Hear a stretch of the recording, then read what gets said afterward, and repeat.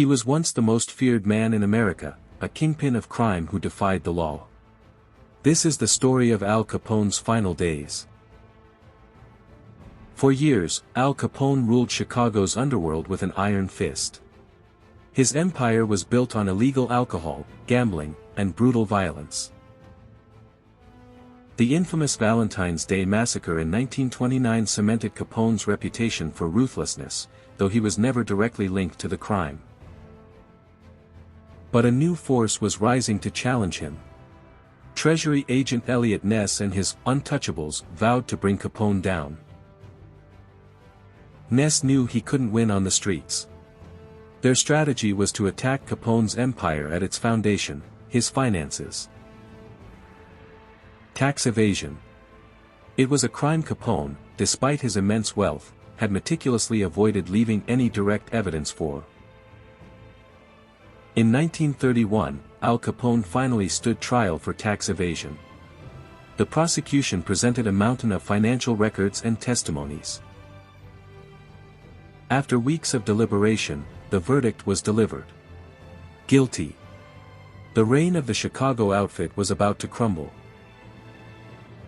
Capone was sentenced to 11 years in federal prison, a sentence that would mark the beginning of his physical and mental decline.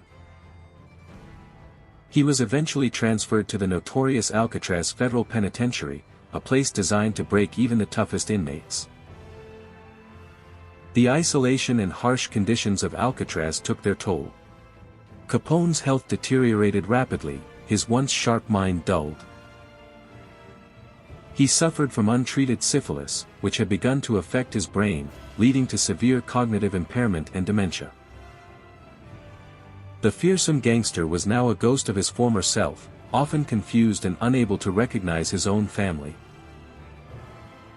His condition became so severe that he was moved from Alcatraz to a federal hospital in Florida, where he spent his final years under care.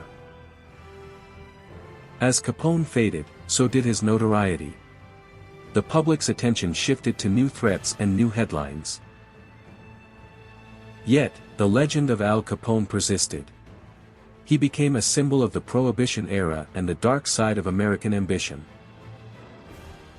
His empire crumbled, his power dissolved. The man who once commanded fear was now a prisoner of his own failing body and mind. He lived out his remaining years in relative obscurity, a stark contrast to the thunderous roar of his past. On January 25, 1947, Al Capone died from cardiac arrest at the age of 48, a tragic end to a life lived on the razor's edge. His death marked a definitive end, but the shadow of organized crime he cast would continue to influence American society.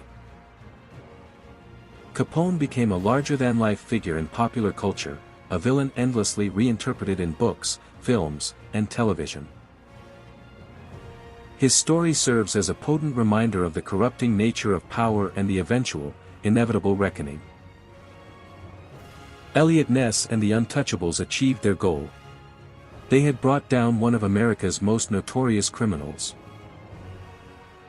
The man, the myth, the terror, all extinguished, leaving behind only the echoes of a violent past.